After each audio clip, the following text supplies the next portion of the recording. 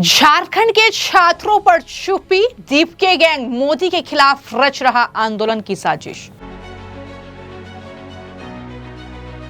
अभिजीत दीपके का चौंकाने वाला बयान, कहा लोगों को न्यायपालिका, चुनाव प्रणाली और मीडिया पर नहीं रहा भरोसा, जन आंदोलन की देश को जरूरत। जहां पर पूरा पॉलिटिक्स से भरोसा उठ चुका है वहां पर पॉलिटिकल पार्टी बनाकर करेंगे क्या? मुझे लगता है कि लोगों का जैसा भरोसा उठता जा रहा है सारे इंस्टीट्यूशन से, चाहे वो जुडिशरी हो, चाहे वो इलेक्शन सिस्टम हो, चाहे वो इलेक्शन कमीशन खुद ना हो और चाहे मीडिया क्यों ना हो, तो कहीं ना कहीं इस देश को अब एक पब्लिक मूवमेंट की जरूरत है। आचार्य प्रमोद कृष्णम का बड़ा हमला, कॉकरोच मूवमेंट देश को तोड़ने के लिए विदेशी ताकतों की षड्यंत्र। तो विदेशी ताकतों का षड्यंत्र है कि कॉकरोच मूवमेंट के नाम पे इस देश को तोड़ा जाए। कॉकरोच मूवमेंट विदेशी शक्तियों का एक ऐसा षड्यंत्र है जो प्रधानमंत्री नरेंद्र मोदी को टारगेट करके उन्हें बदनाम करना चाहता है। आचार्य प्रमोद ने कहा विदेशी ताकतों के षड्यंत्र में राहुल गांधी मिले हुए हैं। विदेशी ताकतों के इस षड्यंत्र में leader of the opposition Rahul Gandhi मिले हुए हैं। कॉकरोच जनता पार्टी के फाउंडर अभिजीत दीपके, जो दिल्ली में शिक्षा मंत्री धर्मेंद्र प्रधान के इस्तीफे की मांग को लेकर लगभग 35 दिन तक विरोध प्रदर्शन कर रहे थे, जो वहीं पर धरने पर बैठे हुए थे, लेकिन झारखंड में जो आंदोलन चल रहा है छात्रों का, जो पेपर लीक का वहां पर मामला है और सैकड़ों छात्र वहां पर बैठे हुए हैं आंदोलन में, लेकिन सवाल ये है कि आखिर दीपके के पास उनसे मिलने का वक्त क्यों नहीं है?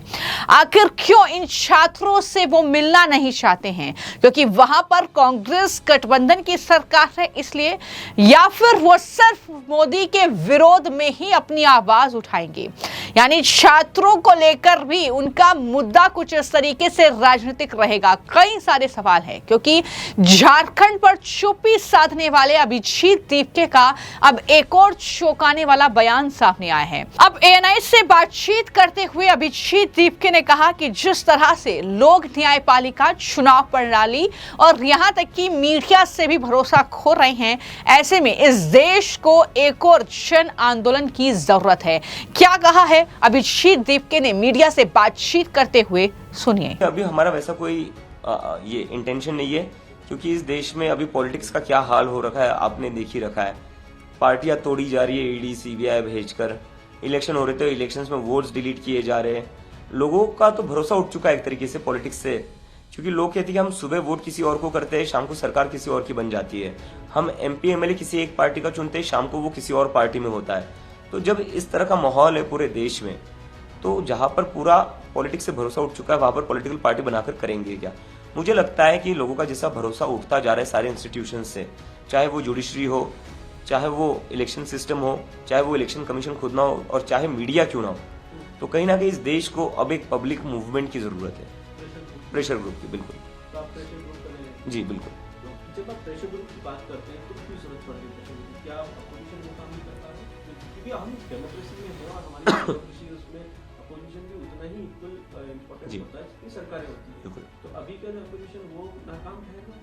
मुझे लगता है कहीं ना कहीं सारे ही पॉलिटिकल पार्टीज, चाहे वो अपोजिशन हो चाहे रूलिंग पार्टी, वो कहीं ना कहीं डिस्कनेक्ट हो चुके हैं और खास करके डिस्कनेक्ट हुए युवाओं से।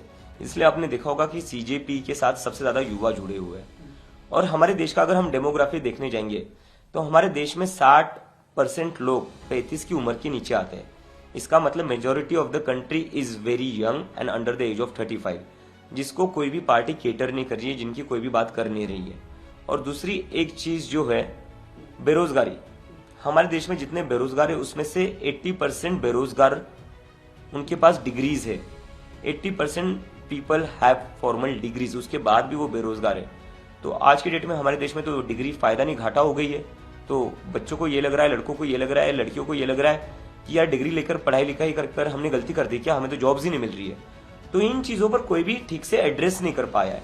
इसलिए मुझे कहीं ना कहीं लगता है कि एक पब्लिक मूवमेंट को इतना ज्यादा सपोर्ट मिला है। मैं आपको जानकारी दे दूं कि एनआई पर जो उनका वीडियो सामने आया है उसके मुताबिक सीजेपी के फाउंडर अभिजीत दीपके से पूछा गया कि क्या वो राजनीति में आएंगे और सीजेपी का भविष्य क्या है, तो उन्होंने जवाब दिया कि हमारा कोई ऐसा इरादा नहीं है।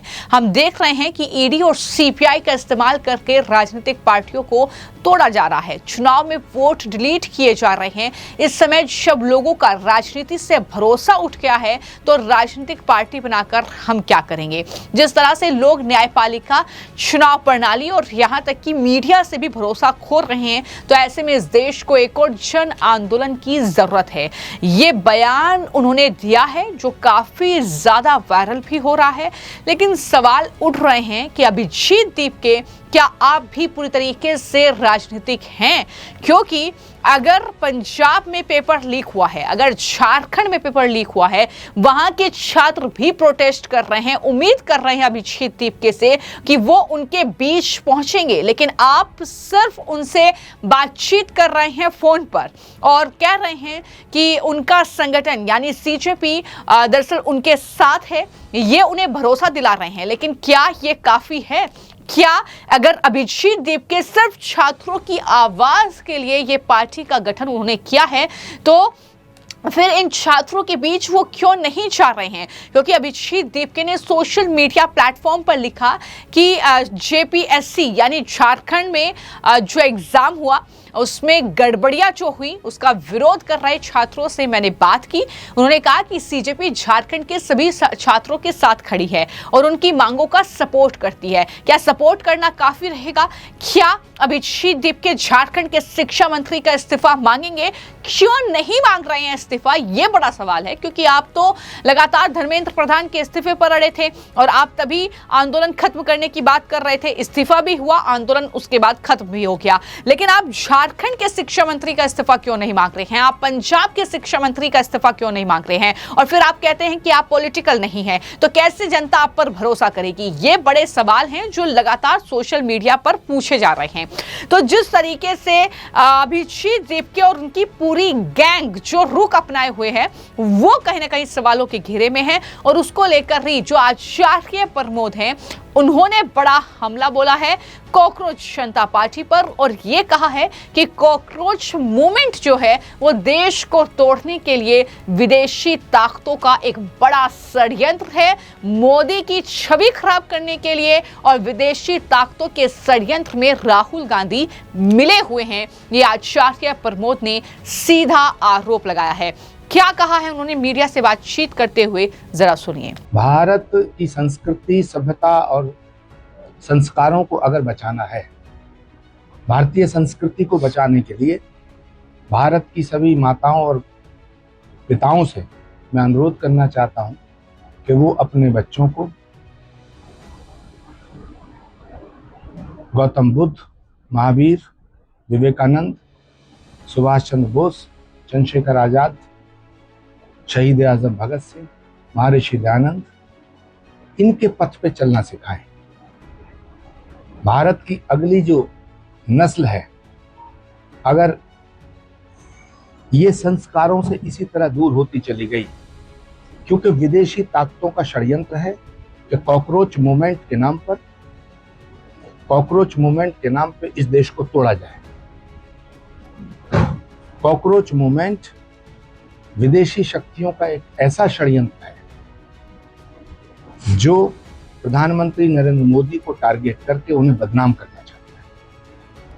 और दुर्भाग्य की बात है कि विदेशी ताकतों के इस षड्यंत्र में leader of the opposition Rahul Gandhi मिले हुए हैं। तो आपने आचार्य प्रमोद कृष्णम को भी सुना जो राहुल गांधी पर सीधा हमला बोल रहे हैं। वो कह रहे हैं कि ये कॉकरोच मूवमेंट जो है ये विदेशी ताकतों का पूरा षड्यंत्र है, राहुल गांधी इसमें मिले हुए हैं, देश को बदनाम करने की ये साजिश है, मोदी के छवि को खराब करने का ये पूरा आंदोलन है। ये सारी बातें उनके जरिए कही गई है। आपको क्या लगता है कि क्या आचार्य प्रमोद सही कह रहे हैं, और क्या झारखंड के छात्रों के साथ अभिजीत दीपके को धरने पर बैठना चाहिए, उनसे मुलाकात करनी चाहिए, वहां के शिक्षा मंत्री का इस्तीफा मांगना चाहिए? इस पर आपकी जो भी राय हो हमें कमेंट बॉक्स में जरूर लिखें।